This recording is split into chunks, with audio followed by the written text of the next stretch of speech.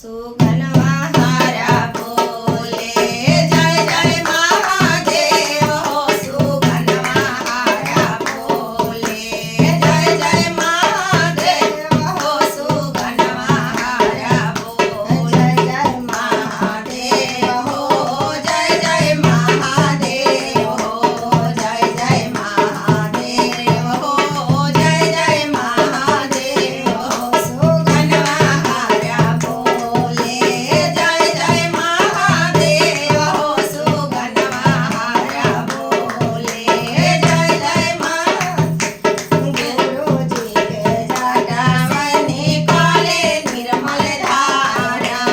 गुरु जी के जटा से निकाले निर्मल धार हो। अरे कालवा में सोहे कालवा में सोहे गुरु के साटा पाके माँ। सुगनवा हारा बोले जय जय महादेव हो। सुगनवा हारा बोले जय जय महादेव हो। सुगनवा हारा बोले जय जय महादेव। कानवा में सोनल शोभे बिच्छू के झालरी हो।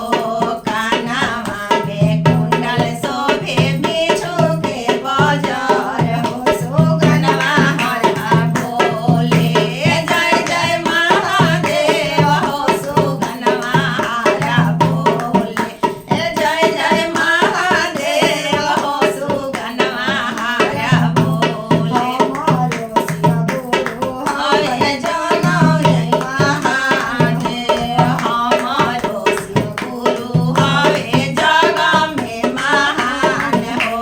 दुनिया बचाए खातिर कइले विषपान हो। दुनिया बचाए खातिर कइले विषपान। एही से पुकारे लोगवा एही से पुकारे लोगवा।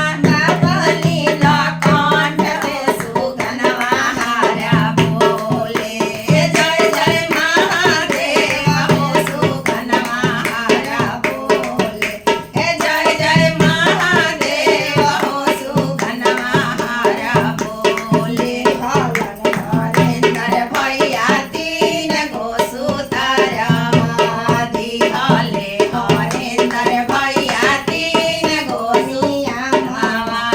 दिन सुबह उठी दया मंगिहा दिन में झारा छावा।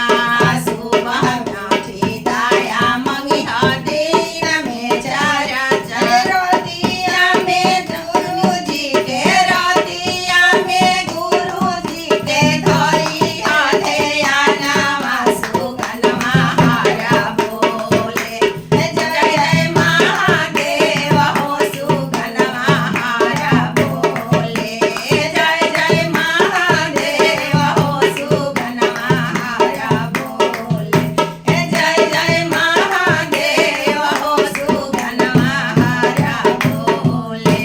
प्रेम से बोलो बाबा नीलकंठ की जय। मैया पार्वती की जय। गौरी गणेश की जय।